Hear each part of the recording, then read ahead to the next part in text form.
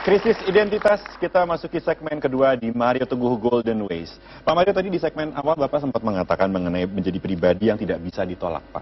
Seperti apa contoh konkretnya dalam kehidupan sehari-hari, Pak Mario? Pertanyaan yang super, saya bisa berikan, Pak. Sahabat-sahabat saya yang super, kalau kita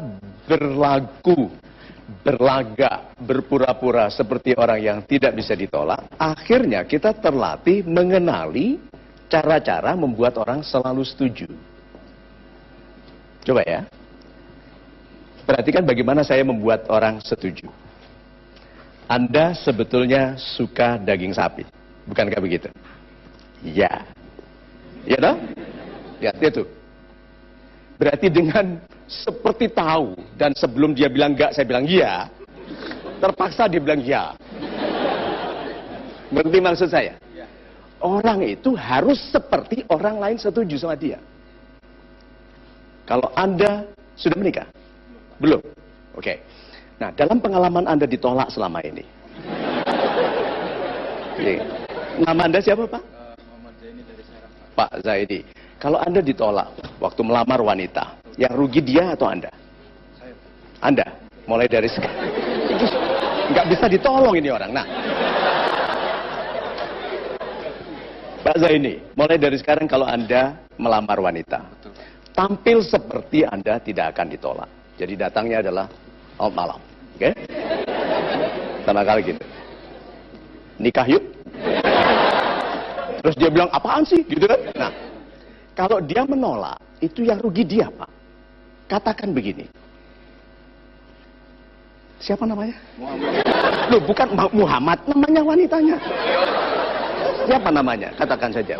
Yuni. Yuni, oke, Muhammad.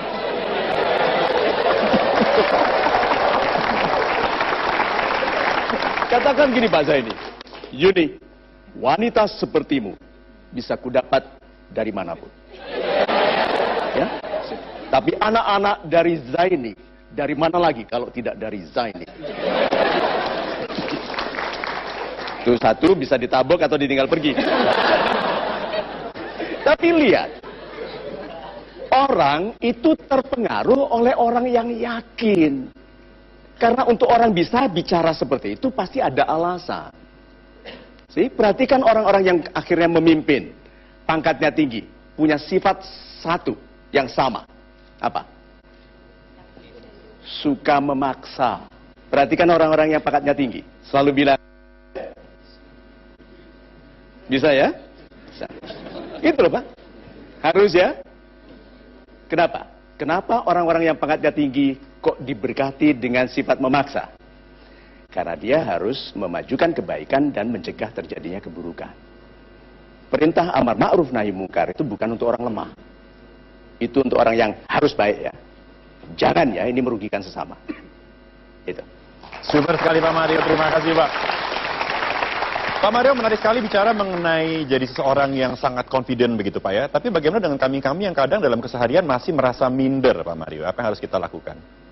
Kita itu biasanya merasa kurang mengenai diri kita sendiri, atau kita itu merasa eksesif, berlebihan. Tidak ada orang pas dalam menilai dirinya sendiri. Kurang atau berlebihan. Kalau kurang namanya apa? Minder. Kalau berlebihan? Bukan lebay. Kalau berlebihan? Sombong, alay. Pertamax. Gua kasih cendol kan, gitu kan?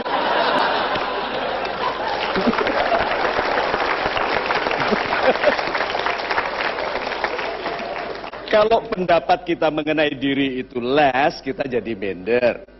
Oke? Kalau pendapat kita berlebihan mengenai diri kita menjadi sombong. Nah, dalam pertumbuhan kita sebagai pribadi dengan identitas yang nanti menjadikan kita pemimpin, lebih baik minder atau sombong? Lebih baik sombong. Kalau dikasih dua pilihan saja loh ya, antara minder dengan sombong, ambil sombong. Kenapa? Orang minder akan mengambil pekerjaan kecil, meminta tugas kecil, menuntut kecil, diperlakukan kecil, diam saja. Orang sombong meminta tugas besar. Gitu kan? Siapa berani mengangkat anak binatang ini? Saya. Wah, tahu anak sapi. Iya. Berarti orang-orang sombong itu akan mengambil tugas terlalu besar. Mengambil tanggung jawab terlalu besar. Berarti apa?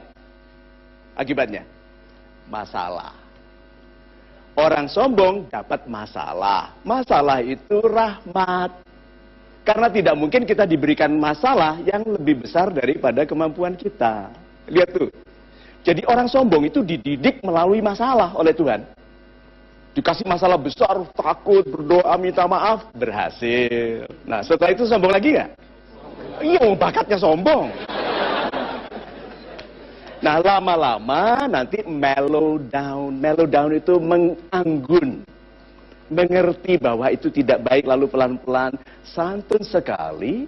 Karena orang-orang yang sudah matang itu santun karena tidak khawatir mengenai kemampuannya. So, sahabat-sahabat saya yang super, identitas itu kalau tidak less, eksesif. Ambil eksesif, jangan ambil kurang, supaya kita bisa lebih dan masuk ke dalam masalah yang harus kita selesaikan. Gitu. Super sekali Pak Mario, terima kasih Pak.